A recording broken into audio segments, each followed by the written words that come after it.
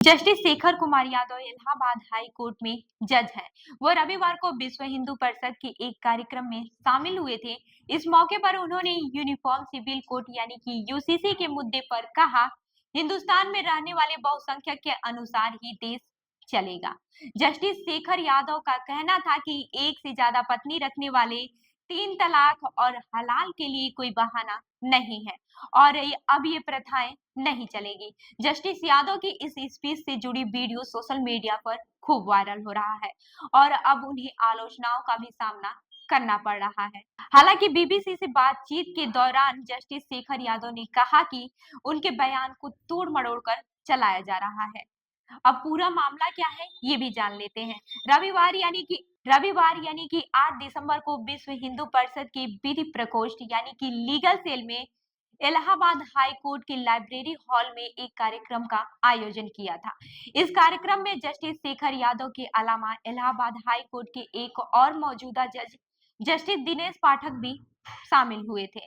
इस कार्यक्रम में वक्फ बोर्ड अधिनियम, धर्मांतर कारण एवं निवारण और समान नागरिक संहिता, एक संवैधानिक अनिवार्यता जैसे विषयों पर अलग अलग लोगों ने अपनी बात रखी। इस दौरान जस्टिस शेखर यादव ने समान नागरिक संहिता, एक संवैधानिक अनिवार्यता विषय पर बोलते हुए कहा कि देश एक है, संविधान एक है, तो कानून एक क्यों नहीं है। लगभग 34 मिनट की इस स्पीच में शाहबानो केस का जिक्र करते हुए उन्होंने कहा कि सुप्रीम कोर्ट ने माना था कि 3 तलाक बिल्कुल गलत है, लेकिन तत्कालीन सरकार को झुकना पड़ा था। जस्टिस शेखर यादव कहते हैं कि जिस नारी को हमारे यहाँ देवी का दर्जा दिया जाता है, आप उनका निरादर नहीं कर सकते हैं। आप यह नहीं कह सकते हैं कि हमारे यहाँ तो 4 पत्नियां रखने का अधिकार है, हमारे यहाँ तो हलाला का अधिकार है, हमारे यहाँ तो 3 तलाक बोलने का अधिकार है। ये सब नहीं चलने वाला है।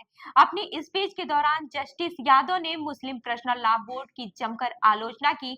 उनका कहना था कि हमें किसी का कष्ट देखकर कष्ट होता है, लेकिन आपके यहाँ ऐसा नहीं होता। उन्होंने कहा कि ये कहने में बिल्कुल गुरेज नहीं है कि ये हिंदुस्तान है। हिंदुस्तान में रहने वाले बहुसंख्यक के अनुसार ही देश चलेगा, यही कानून है। आप यह भी नहीं कह सकते कि हाई कोर्ट के जज होकर ऐसा बोल रहे हैं। कानून तो भैया बहुसंख्यक से ही चलता है। परिवार में भी देखिए, समाज में भी देखिए, जहां पर अधिक लोग होते हैं जो कहते हैं उसी को माना जाता है। जस्टिस शेखर यादव ने यह भी कहा है कि कठमुल्ले देश के लिए घातक है। जस्टिस यादव कहते हैं कि जो कठमुल्ला है शब्द गलत है, लेकिन कहने में गुरेज नहीं है, क्योंकि वो देश के लिए घातक है। जनता को बहकाने वाले लोग हैं, देश आगे न बढ़े इस प्रकार के लोग हैं, उनसे सावधान रहने की जरूरत है। इस कार्यक्रम के दौरान उन्होंने अयोध्या में मौजूद राम मंदिर पर भी अपनी बात रखी। उन्होंने कहा कि कभी कल्पना भी नहीं की थी कि आपने यहाँ राम मंदिर को अपनी आंखों के सामने देखेंगे, लेकिन देखा है आपने। हमारे पूर्वज तमाम बलिदान देकर चले गए इसी आस में कि हम रामलला का भव्य मंदिर बनते देखेंगे, लेकिन वो देख नहीं पाए। किया उन्होंने, लेकिन देख आज हम रहे हैं। इस पेज के आखिरी में उन्होंने कहा कि उन्हें विश्वास है कि यूसीसी बिल को लोग जल्द ही देखेंगे। अब आपको ये भी बता देते हैं कि कौन है जस्टिस शेखर यादव। जस्टिस शेखर यादव बतौर वकील अपना करियर शुरू किया था।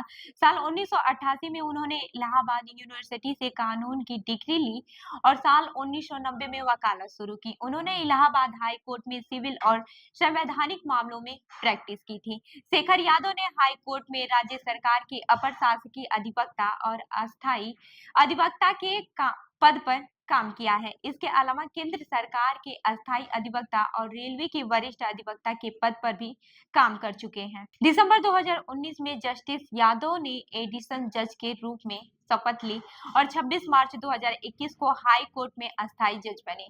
ऐसी पहली बार नहीं है जब शेखर यादव ने अपने बयानों के कारण चर्चा में आए हो। सितंबर 2021 में भी उन्होंने गाय को राष्ट्रीय पशु घोषित करने की बात कही थी।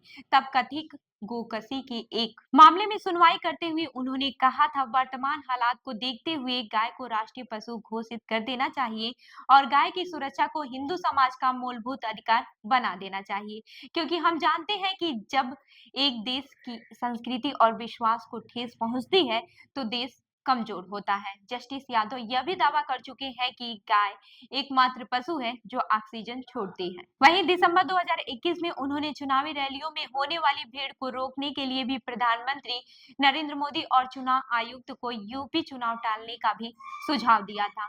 तो इस खबर पर क्या है आपकी राय, हमें जरूर बताएं। मैं हूं रूबी आपके साथ और आप देख रहे हैं जन दर्पण न्यूज। धन्यवाद।